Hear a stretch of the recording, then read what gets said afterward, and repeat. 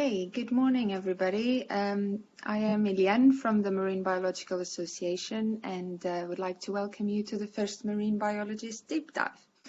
The Marine Biologist is the magazine of the marine biological community. It's a popular science magazine bringing readers the latest news in research, education, policy in the marine biology field. And the Deep Dive is a new initiative to try and expand conversations started in the latest issue of the magazine. Before we move forward to our first, to the introduction of our first episode, just a little bit of housekeeping. Thank you for coming. We are recording this session today to make it available later on through social media channels. And it will last approximately 60 minutes. It will mainly be a conversation with questions and answers with authors of articles that were published in the latest issue of the magazine. And you will have also the opportunity to ask questions at the end in the last 15 minutes or so. So if you would like to keep your privacy, your identity private, you can use the direct message button, and please choose Maya Plus as who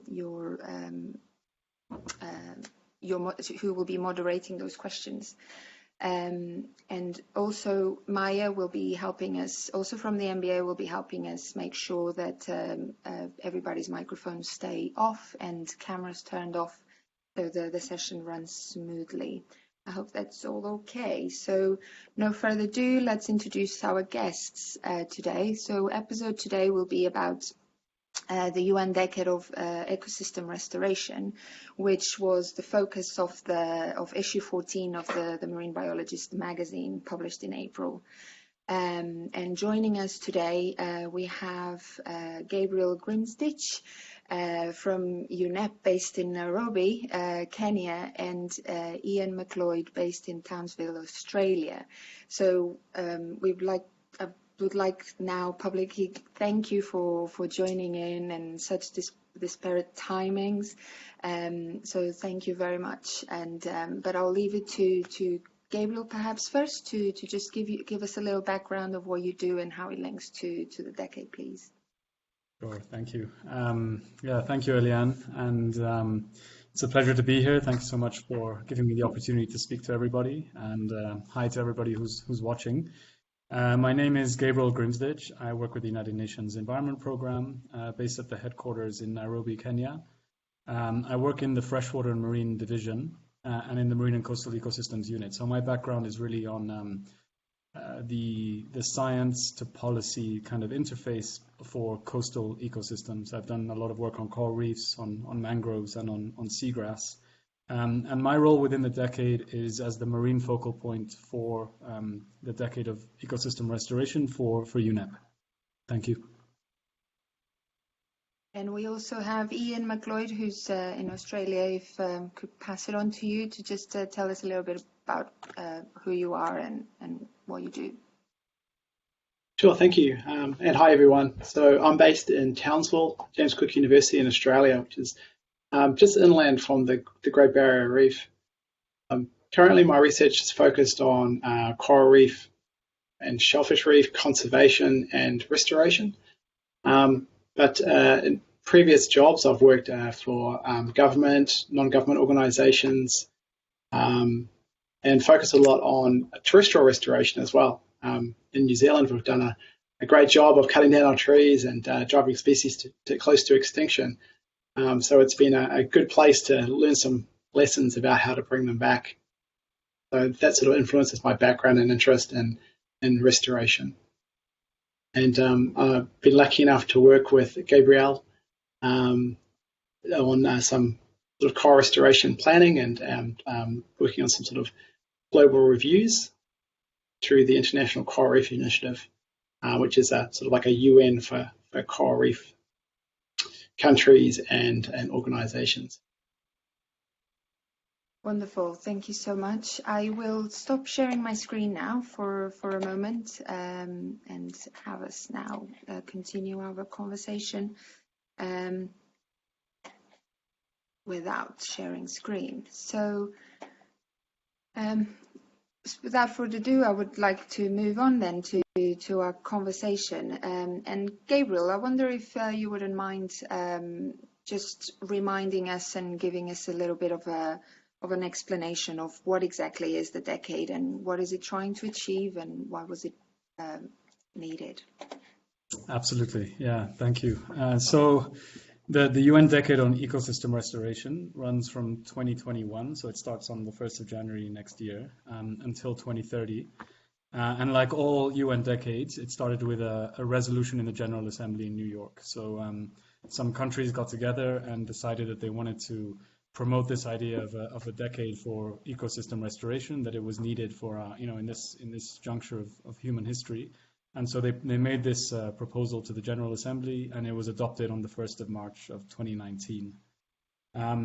This is, of course, a critical juncture for us and the planet. We are at a tipping point where there's been vast ecological degradation, and we're seeing the impacts of that in our lives every day now.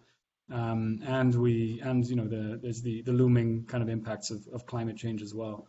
So it really is absolutely necessary at this point to invest in restoring our ecosystems and bringing back some of the natural kind of biodiversity that we've lost.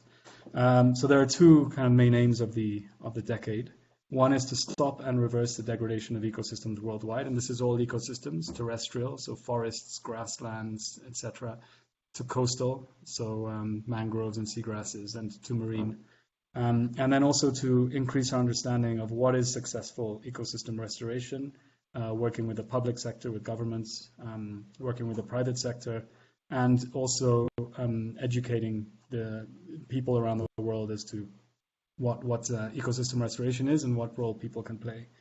The decade builds on existing commitments that governments have made. So one of the most famous commitments is called the Bonn Challenge, Bonn as in the city in Germany, where governments decided that they would restore 150 million hectares of forest by 2030 globally. So far, there have been pledges made to restore over 170 million hectares of forest. So the pledges have been very successful. The willingness seems to be there. The next step is to really put that into action and achieve that. And so the UN Decade on Restoration wants to take that but apply it to all ecosystems and have targets and activity for all the ecosystems that we depend on. Within the UN, the FAO, so the Food and Agriculture Organization, and then UNEP, the United Nations Environment Programme, are leading on the decade. And some of the reasons, I've already mentioned a couple of the reasons, but if I could elaborate, ecological degradation directly affects the well-being of over 3 billion people worldwide who depend on healthy ecosystems. The loss of biodiversity and ecosystem services impacts more than 10% of our global GDP. And this pandemic that we're seeing now is again a stark reminder of why we need healthy ecosystems. These zoonotic diseases that are coronaviruses made the jump from animals to humans, and that is mostly due to bad ecological practices, and interfering with the environment, destroying habitats, coming into close contact with species in a way that is not positive. It's an economic issue, it's a climate issue, and it's a public health issue. So we estimate that if you restore 350 million hectares of degraded land and coastal ecosystems by 2030, you could generate up to $9 trillion in benefits for livelihoods in the economy, and you would achieve up to 30% of the emissions reductions that are necessary to achieve the Paris Agreement. So that's some of the background for the decade. Thanks. Yeah, super ambitious. I don't know if Ian, you would like to add anything, or happy to carry on? Because I have a question, just a thought on that, actually, Gabriel, if I may, which is on these targets, these numbers set. First question is, have these targets been set on something that has been achieved? So, or like it's scaling up something that has been achieved, and therefore, there's confidence that the decade will achieve the potential 350 million hectare goal, or are we trying to be really ambitious here and try and get more people involved and go for it? Yeah, so they are built on existing targets. So there are targets for forests especially, and there are targets for protecting marine and coastal areas. And so there are ambitious targets that are set in different kind of environmental conventions. So these numbers that I'm talking about are built on these existing conventions. Of course, every country then can come up with its own individual targets, and every community can come up with its own individual targets as to what they want to achieve within the decade, and they can make pledges as to what they want to achieve. But the idea is really, yes, to engage stakeholders across the board, from school children to NGOs to governments to the private sector, big corporations, to kind of join hands to work on these issues. Great, thank you. My second question on the targets was, I read that there seems to be no targets yet set for coasts and oceans. That there's quite a lot of robust pledges and everything for the land, but not so much for the ocean. I think in your introductory article you mentioned this as an opportunity. I'm just wondering why have there not been any targets set yet for coasts and ocean, and wondering whether it is an opportunity or potentially a barrier. Yeah, so I'll say a few words, and then I'll let Ian chip in on that as well. So the targets that exist for coasts and oceans right now are what we call the HE biodiversity targets. So these were targets set under the Convention for Biological Diversity, and the target is to protect 10% of the world's oceans and coasts by 2020, and that's to protection. I mean, that's not the same as restoration, although they do go hand in hand. Protection and restoration have to work together. And there is a push now to have a more ambitious target, to have 30% of the world's oceans and coasts protected by 2030. So there is a call for this 30 by 30 target.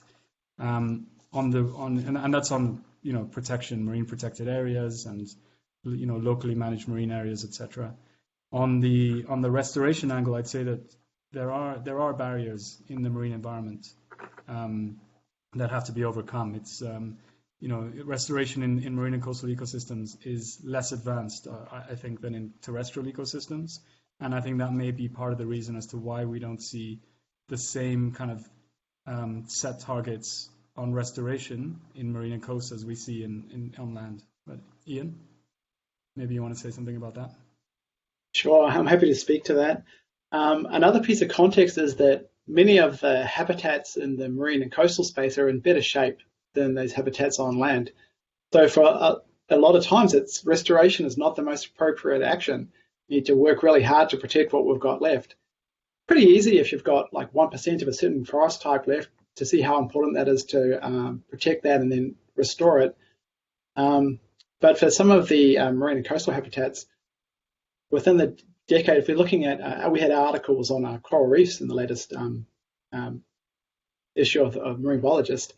And one of the reasons why we wouldn't have ambitious targets for coral reefs is that really all we can hope to do in the following decades is slow down the decline, because climate change is locked in. Even if we completely reduce emissions now, we know we've got 1 degree of warming, and we're going to continue warming for decades to come. So targets are really important, but also in the marine space, restoration is difficult. Anything to do with salty water is expensive and difficult, and so we can't just walk around planting trees like we can on land. Not to say that terrestrial restoration doesn't have its challenges as well. So for some habitats, like mangrove forests at the junction between land and sea, we know a lot more. So we do have a pretty good recipe for success for mangrove restoration. Other emerging restoration types we're getting better at are things like coastal wetlands, and coupled with that, you've got salt marsh habitats. And then a type of restoration that's been rapidly maturing is shellfish reef restoration. But there's other types of restoration, like coral reef restoration, have got a long way to go before they're effective management tools at scale. Okay, great. I think I captured everything there, but I did lose you there for a good minute or two. I'm really sorry, but I think I captured the whole message. So thank you very much. It makes sense that everything is just more difficult in the sea, isn't it? But hopefully, if we keep working and plowing at it, we'll make progress. So I was wondering what to make things work as seamlessly as possible, and to try to make to give us the best chance of success for the decade, to realize its ecological, economic and social benefits. I wonder, what do you think are the most important key drivers that must be aligned to achieve this? Maybe Gabriel, if you want to. Sure, I can start, and Ian can jump in later. I mean, I think political will is key. That's of course one of the main drivers, and political will comes in lots of different shapes and forms. Governments have to want to do this, but the people as well have to be interested. And I think that's very linked again to education. So education is a key part of this decade, getting people to understand the importance of healthy ecosystems and how it affects their everyday lives, why it's important to protect what we have left, but also to try and restore places that we've lost. And then, of course, restoration cannot work without reducing other stressors that impact the ecosystem in the first place. So climate change is changing ecosystems around the world. It's having a huge impact on coral reefs, for example. It becomes very difficult to restore coral reefs in a changing climate. So, emissions reductions have to go hand in hand with restoration and conservation. And along with that, of course, pollution, over-harvesting, overfishing, etc. So these are very difficult issues to tackle, but we have to kind of address those drivers at the same time as we try to restore ecosystems. Yeah, anything would you like to add, Ian? Yeah, I think another really important driver is just valuing nature and appreciating the things that nature does for us. So some of these ecosystem services, that we call them, have become really obvious when we see things like damage, billions of dollars of damage from hurricanes, and a lot more damage in areas which don't have natural shorelines and marine and coastal habitats that help to protect those shorelines from these energy-intense systems. We also, absolutely, millions of people around the world rely on marine and coastal environment for their food and livelihoods. But we've got this disconnect where we value something that we build out of concrete or out of steel, but if nature's providing it for free, we don't value it. So as we get to heading towards a population of 9 or 10 billion people, lots of hungry mouths to feed, we need to actually stop that disconnect. And when we construct and build and make decisions about an environment, we need to take into account how that's going to impact on nature and also build with nature. One of the really interesting sort of newer areas of research and development is living shorelines. So rather than just building, concrete or stone structures on your shoreline, actually incorporating elements of green design, so building with salt marshes and mangroves or oyster reefs as well, and that's a way to really bring nature back into the places where we live. Yeah, if I could just build on that, I mean, I think Ian touched upon a very important point, which is rebuilding with nature. So very unfortunately, we're going through a global pandemic, and with a very, very big economic impacts as well as public health impacts. And there's an opportunity as economies kind of stimulate themselves to start up again. There should be hopefully an opportunity to ensure that we take nature into account when we restart our economies, and we think of more kind of environmentally friendly ways of doing things in the future. because as we've seen, the impacts of destroying nature can have, global repercussions on all of our lives. So there is a real opportunity now to rebuild, but with nature. Yeah, and that leads really nicely onto something else I was thinking, which is about these stresses and how can we, what can we do more of to try and ensure that these stresses don't get in our way. I don't know if. Yeah, I'm happy to run with it. So political pressure is important. So we really need to influence decision makers for global climate mitigation policy. I also think that, particularly with this audience, we've got a real responsibility to use evidence and encourage the culture of using evidence to make decisions.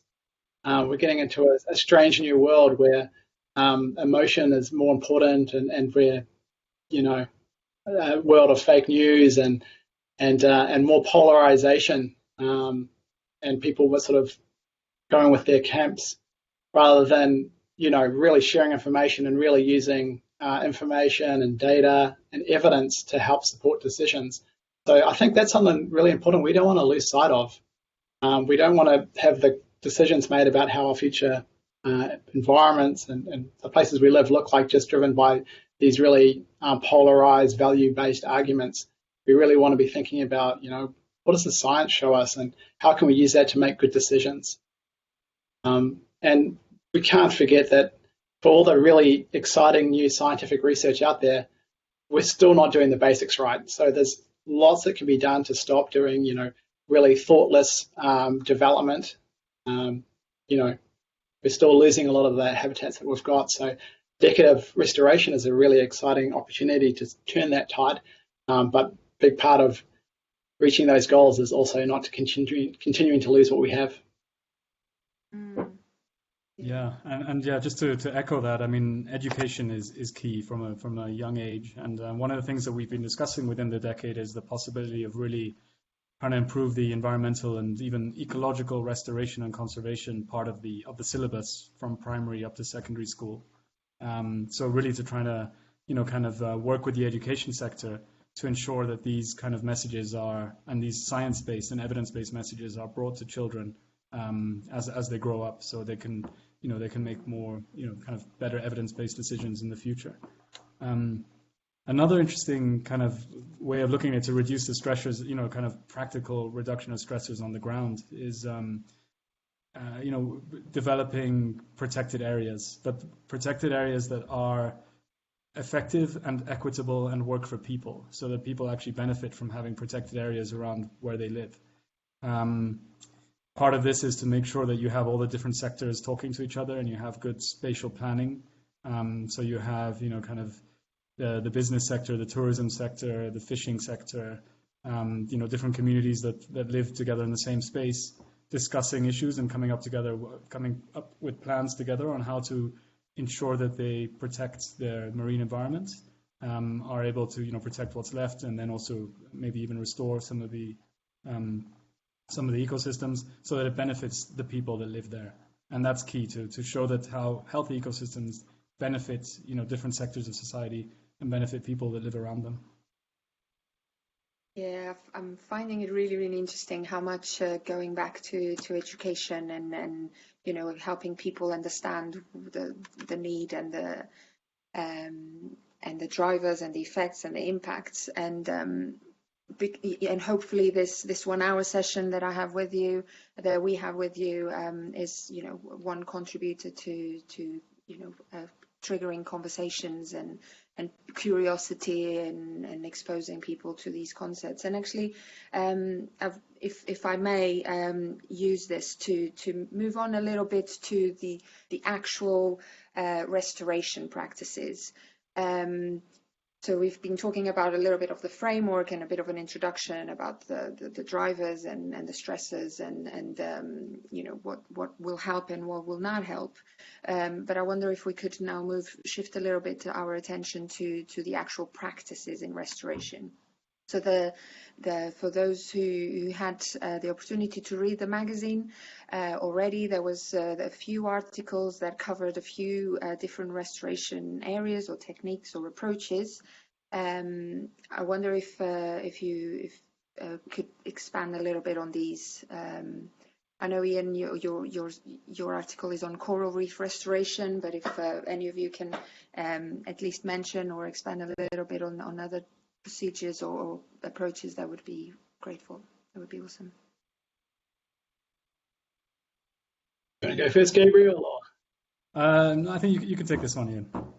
Okay.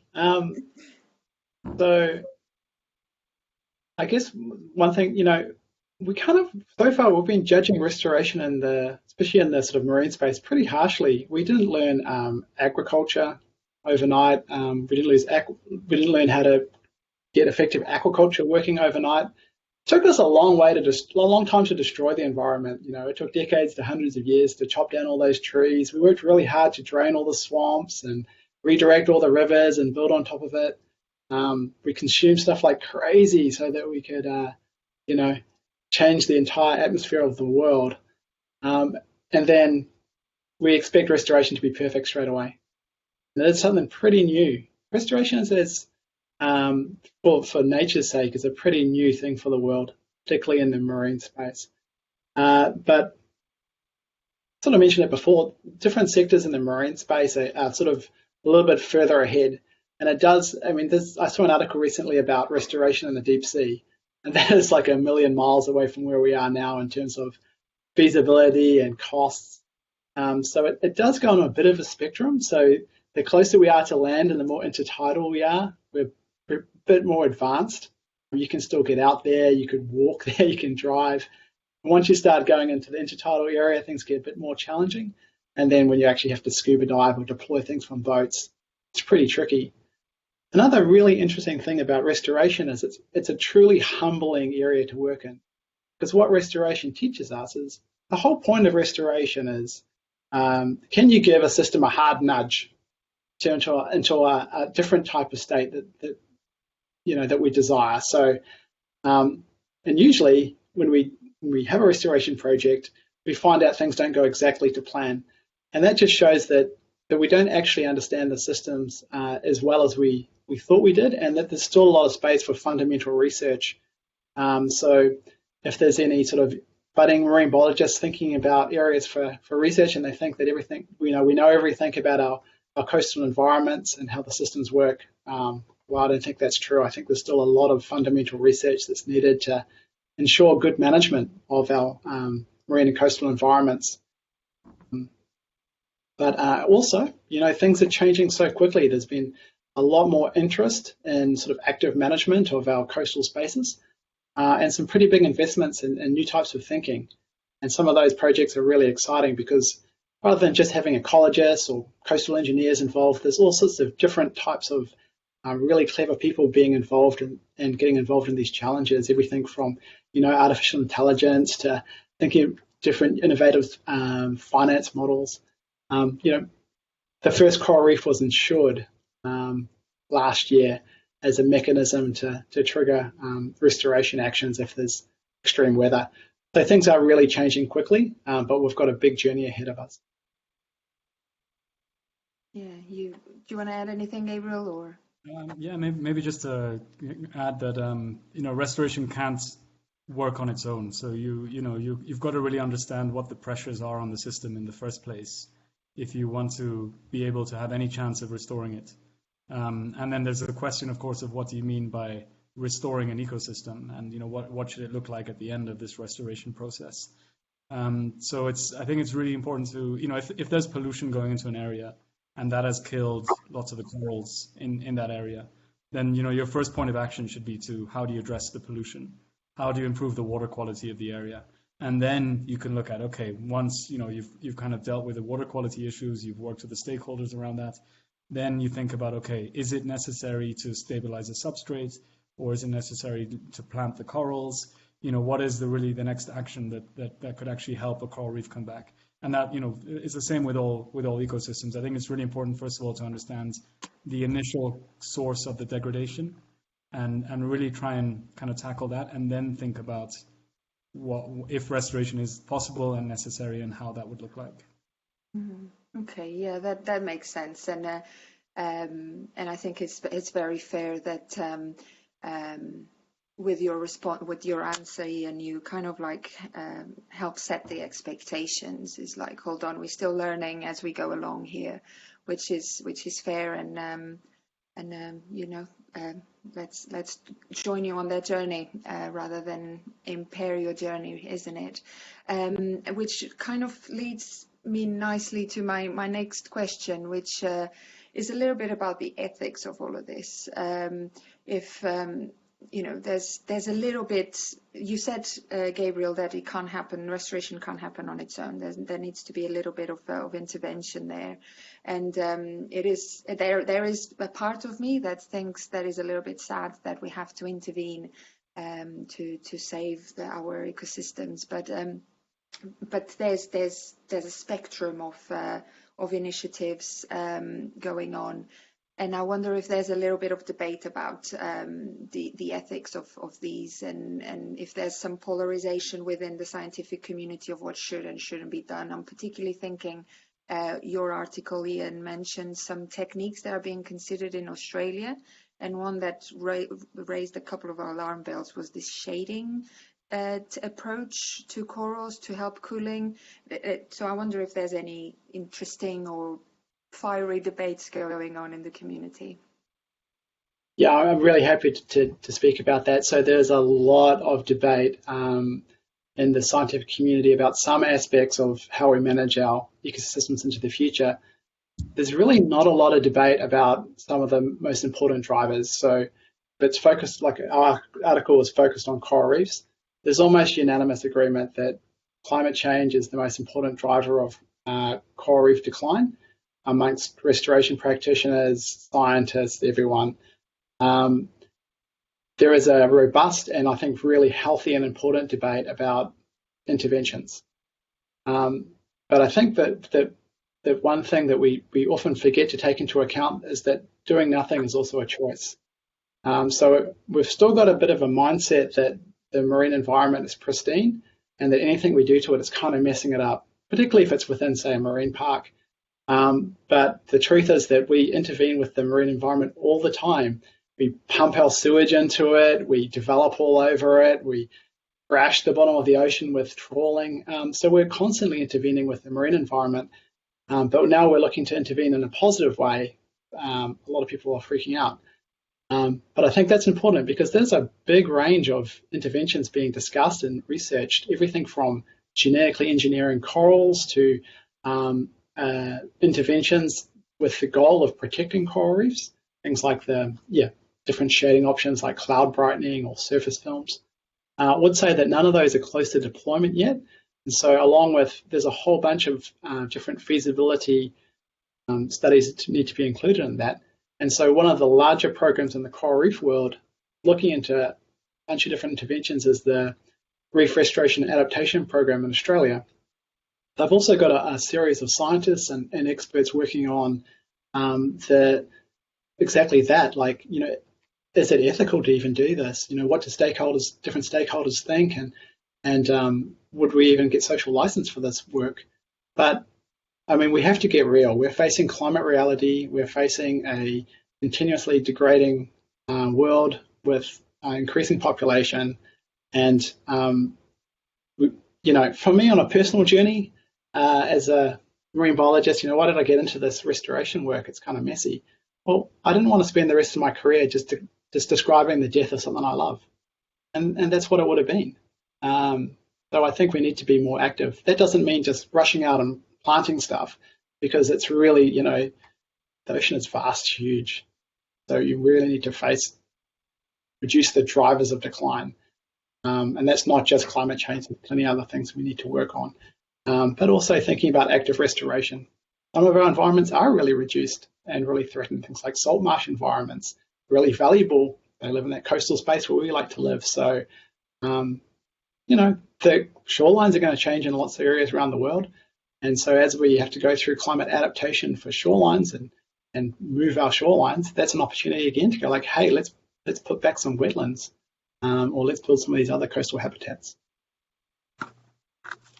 Yeah, do you have any thoughts on this ethics, or you don't have to, Gabriel? No, I mean, Or I think you're it's a aware very of any other debates going on in, yeah. yeah. No, I think it's a very interesting question, and I think countries like Australia are very advanced with a lot of the technology around, the restoration space, and there's a lot of, there's been a lot of investments in some of these high-tech technologies that could be useful in terms of protecting coral reefs and restoring them. I think it would be really interesting for countries around the world to learn about what's happening in the Great Barrier Reef and in Australia. It would be super interesting for people from developing countries and scientists from developing countries to kind of exchange and learn what some of these technologies that are emerging and whether they're appropriate in different contexts. I think the geoengineering question is one that has been debated quite a lot, even within the UN system. And certain practices have been, determined to be not ethical and have been stopped, for example, by the London Convention on Dumping. There was this whole idea of ocean fertilization to try and reduce climate change and increase plankton blooms by dumping iron sulfate into the ocean space. And it was deemed that it could be done for research, but that it would probably not be a scalable and practical kind of global solution for climate change. But each intervention and each kind of geoengineering idea has its own merit and needs to be discussed and the pros and cons weighed up. So it's a very interesting question, and one that I think we're going to be getting into a lot more in the future. Yeah, personally, I think it's there's two sides to my feelings on this. I think conversations about the ethics and the implications of certain measures we need to have these conversations to not repeat mistakes of the past. But also it kind of delays us, and because we are in such an urgency is a little bit of a double-edged sword, isn't it? That if there's too much debate on the ethics, then you're not progressing. But then if you don't debate them, then you could make mistakes and make things work. It's just a tricky one. Ethics are always a tricky one. Yeah, I mean the precautionary principle is very important, I think. So we have to be sure that we're not going to do more harm than good as well with some of these interventions. And ecological restoration in many ways can help us address some of the drivers too. So restoring mangroves and salt marshes and seagrass, for example, in the coastal area can help with carbon sequestration and climate change mitigation. There might not be a need to go and dump iron sulfate into the oceans. But yeah. A can of worms, definitely. I'm aware that I would like to leave a little bit of time for questions from the audience here with us. I think there's already one question. So a quick call out to you guys listening. If you want to submit questions through the chat, please do so, and we'll be raising those in a minute. But there's just two more questions I would like to perhaps bring up before we open to questions from the audience, which is one. I think this one is for you, Gabriel. The UN also declared the decade on ocean science for sustainable development, and it will coincide with this decade for ecosystem restoration. Since we are a marine biology community here listening today, I wonder if you could enlighten us in terms of if there's any links or conversations going on to help achieve each other's goals. Yeah, absolutely, and it's fantastic timing that the 2 decades kind of coincide. The UN Decade for Ocean Science for Sustainable Development also runs from 2021 to 2030 and is run by the IOC UNESCO. So that's the Intergovernmental Oceanographic Commission. It's part of the UN system. It focuses on kind of research needs in different areas of marine science. We're in the preparation stage at the moment, so there's been a lot of kind of interviews with different scientists around the world. Experts like Ian, who really understand some of the issues that we need to focus our research on. to really figure out, what are the big research needs in different countries and in different regions, and what are the capacity needs as well.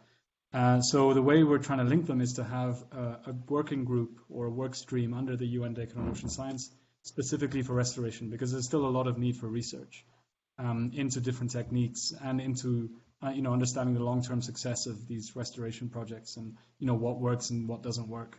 So we definitely want to have the two kind of decades speaking to each other and have restoration science within the ocean decade feed into the UN Decade on Ecosystem Restoration. Great, thank you so much. We'll watch this space and hopefully help each other. And one last question for me, a little bit of a more soft thing, which is I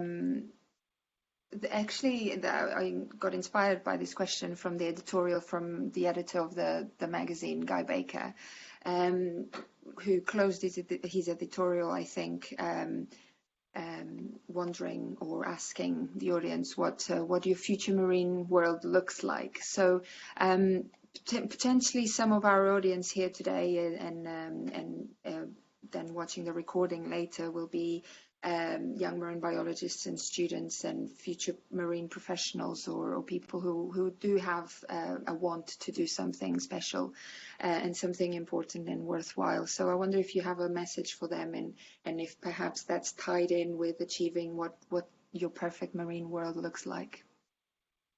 Who wants to go first?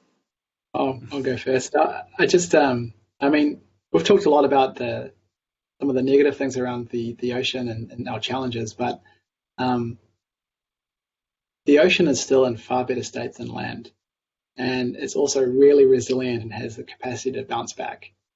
So there is a lot of hope, just that the next 10 years are going to be so important in terms of what their future looks like.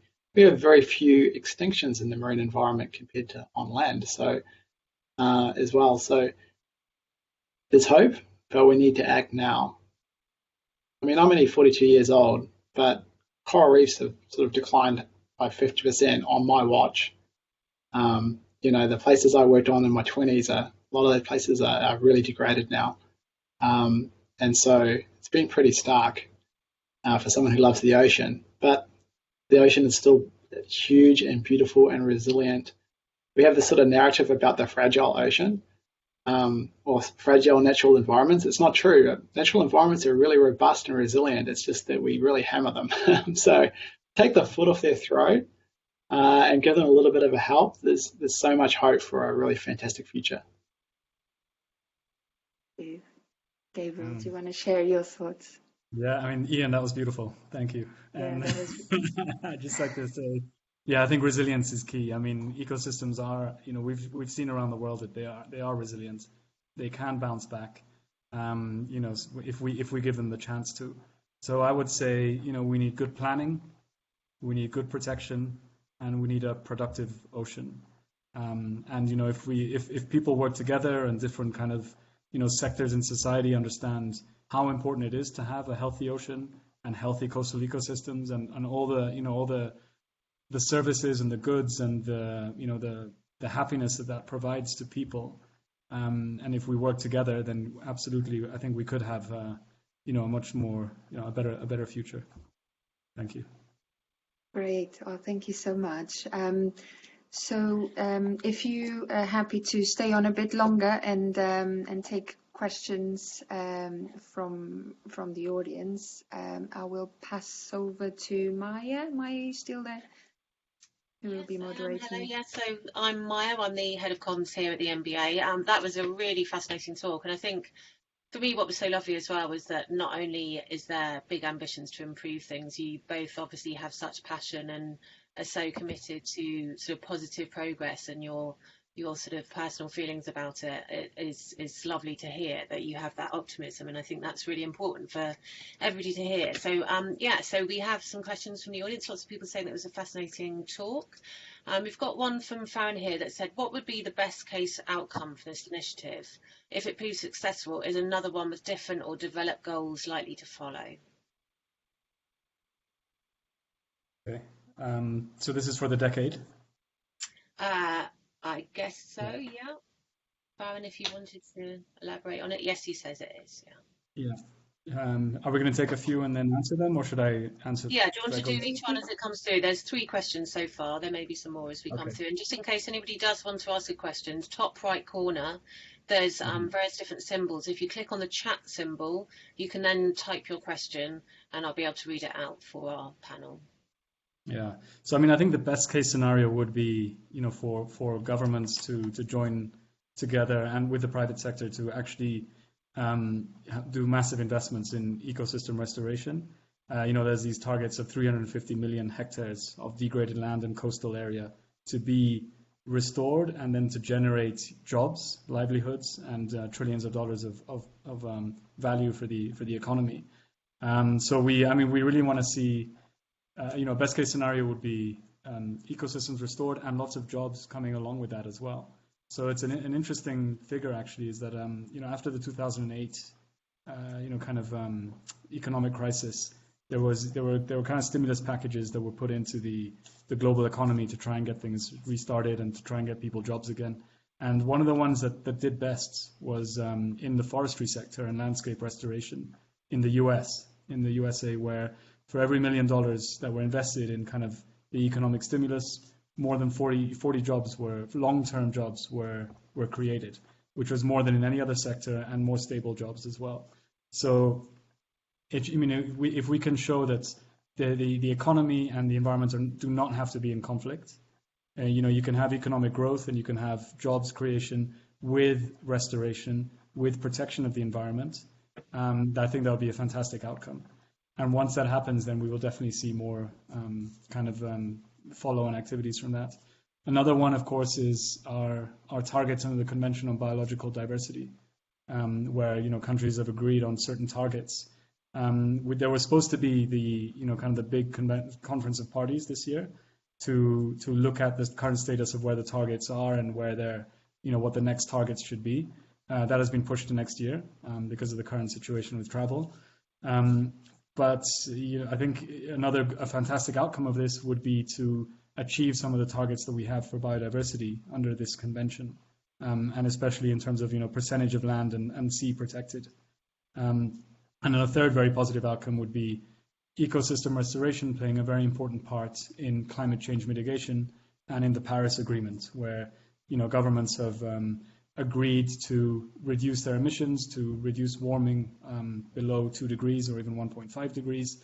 And so another great kind of outcome of a UN decade of ecosystem restoration would be to have emissions reductions from restoring ecosystems, both on land and in the coast and in the sea. Lovely, thank you for that. Ian, did you want to add anything else, or shall I move on to the next question? Just a couple of little additions. I'm hoping that the decade of ecological restoration also just kind of mainlines a lot of this work. So I had a conversation with one of my colleagues that works in wetland restoration in Australia. He said it was at least twice as hard to get permits for a restoration project as it was to destroy a habitat to build a hotel.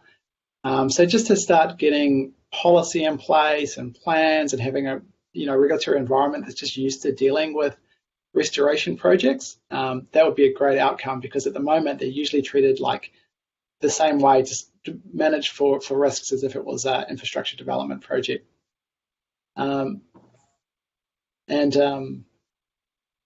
Just for a lot of the marine biologists coming through as well, there's been a really cool paper that came out a few weeks by Professor Duartes and a whole bunch of really elite scientists around the world. And it was a really hopeful paper. It was about we can rebuild the oceans by 2050.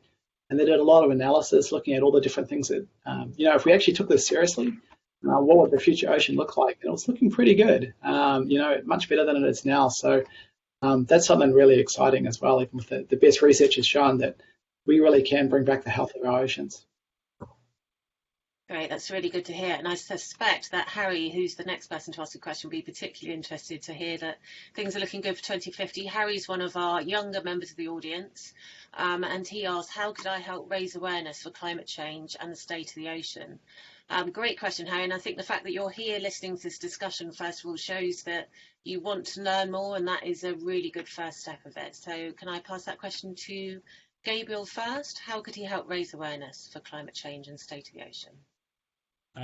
Yeah, and that's a great question. There's so many kind of movements around the world, on climate change. We've seen the Greta Thunberg movement and all these kind of, getting children involved, etc. But I think there's, locally you could also look at, are there any citizen science programs, for example, in your area, about, where people are going out and collecting information about the status of the marine environment.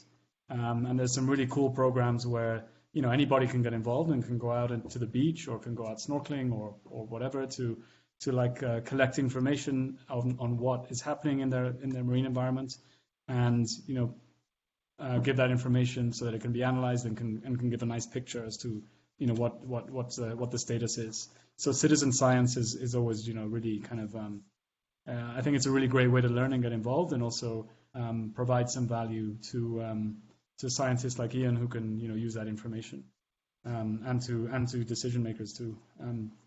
You can always, of course, get involved with the politics in your local area, and try and raise the awareness of the environment and of the climate in the leaders in your communities, and bring it to their attention. There's lots of online tools for learning as well. So UNEP has just kind of produced an online learning virtual classroom called Earth School, which is really kind of cool and interesting, and I'm happy to share that with people who are listening later. So kind of get involved with these virtual classrooms and these virtual learning tools as well. But yeah, there's a lot of ways to get involved.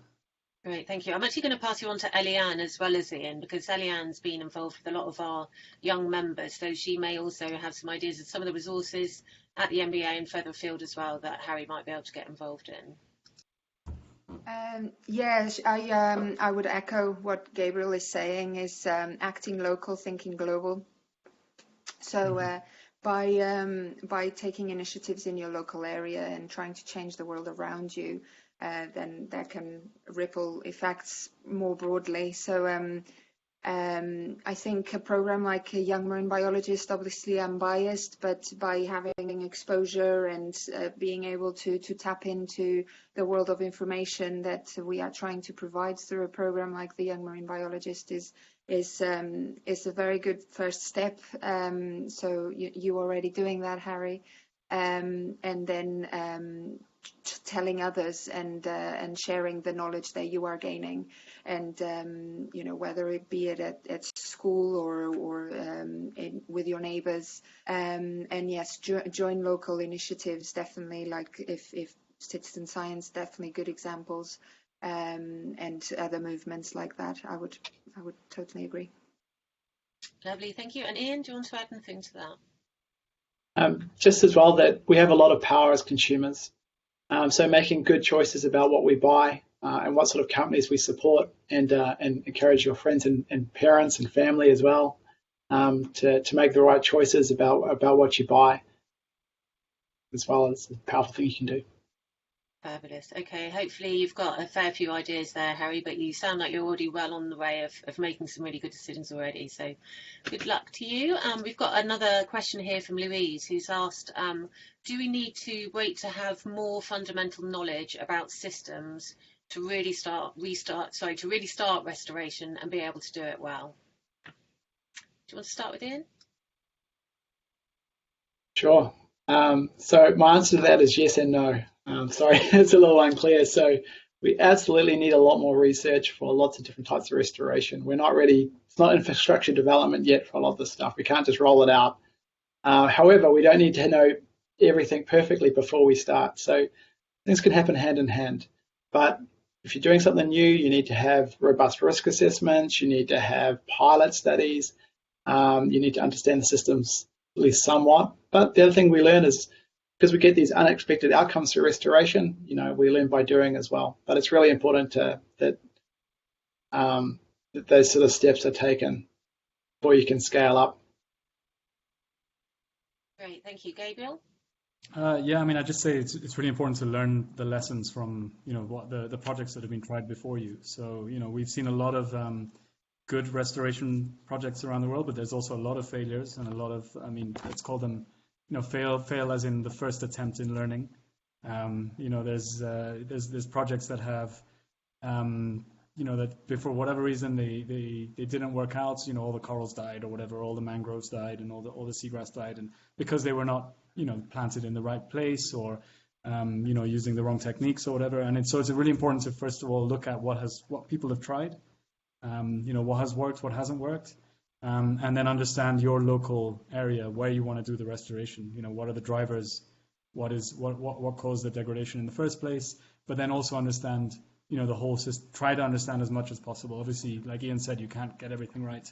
You can't get everything perfect, but you can try and understand the species mix, the hydrological factors, whatever it is that is important for success in your area, before you just go out and start doing action.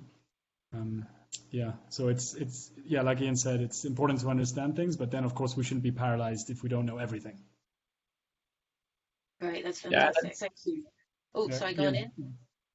I just wanted to say it's something that Gabriel and myself are really passionate about is sharing information among practitioners and scientists and managers and politicians, and just making sure that lessons learned are shared, and that it's a shared journey, because it's going to take all sorts of different types of thinking and all sorts of different types of people working together if we want to reverse the declines in our marine space. Brilliant, thank you. I had a question as well, if I could. You mentioned in terms of restoring nature, restoring ecosystems, we need political will, and we also need to be valuing nature. How can we make politicians value nature better? Is there anything that you think we could do to get them more engaged, to get them to appreciate nature and make it a core of what they feel is important to act on? I mean, I'll run with that. I think it's happening. I mean, we're facing climate reality. I'm in Australia. Half our country was on fire very recently. Suburbs are getting washed away in coastal environments. It could happen that a lot of these climate effects could really make the COVID crisis look quite minimal. So it's really, taking all this accumulating evidence that our world is changing in fundamental ways and that we haven't looked after it. So I think it's going to happen anyway. But just keep sharing that message. No, it's not just about we do economic assessments and benefit cost analyses for a lot of our projects, but it's also about your heart and just we know that nature just makes us feel better and helps with mental health. And I'm sure everyone listening today just loves to get outside, and we've been stuck inside, so we've really had that importance shown to us. So I think that's important, as well as the economics. It's just we need nature as human beings. Great, Gabriel. Yeah, I mean, if I knew the answer to that question, I'd be very happy. But yeah, I mean, I think what Ian said is correct. You have to push the message based on evidence and show, like if you do degrade nature, there are, massive kind of negative impacts that occur to people. So it's really about kind of trying to show that message, and then also try to show that nature and the economy are not in competition, and that you can actually kind of grow both together. I mean, I think the crisis that we're seeing today, the global kind of pandemic, is also a stark reminder. It's a zoonotic disease, a coronavirus that's made the jump from most probably a bat, is what people think, to humans. And because of bad environmental practices, wildlife trade, and kind of encroaching on the space of animals and species, and there's lots of viruses that exist within these systems, and they have hosts, and if you destroy the host, it will find another host, and that could be us. And we've been seeing that more and more, and unfortunately this time was a big one that has gone global and has impacted all our lives. So I think these kind of stories and these kind of evidences of what happens when you destroy, or when you have bad environmental practices, those kind of things hopefully will change the mindsets of a lot of politicians, or at least kind of make them understand more of the kind of the things that we need to do as society to improve our environment, but also our own health and our own well-being. Lovely, thank you. I think that's all the questions. There's just a couple of people commenting saying that it was such a captivating topic and fascinating talk, and a comment from Guy saying that his future world is the abundance of the ocean and excitement of seeing big fish and other apex predators from the beach. And I guess that's what we're hoping for in the future. So nice finishing comment there from Guy. And that's all for the questions and answers. Take you over, leave you to Eliane. Thank you, Maya. Thank you very much for helping moderate that and for your also really good question. I'm conscious that we are on the hour now, so I would like to suggest to close there. I will again just momentarily share my screen to say that we will be making this recording available more widely, and when we do, we'll hopefully be able to continue this conversation a little bit further, because I still have questions and thoughts, and could stay, at least I could stay talking a little bit longer if we could. So if you want to also get involved in the conversation, please do, and watch out for the social media channels. And finally, just thank everybody. The MBA does this because we want to promote the marine environment, and we want a better future for the marine environment. So if you want to be involved more intrinsically, consider joining us and consider joining this community for the benefit of our marine environment. Thank you very much for joining. Bye. Thanks. Bye. Thank you.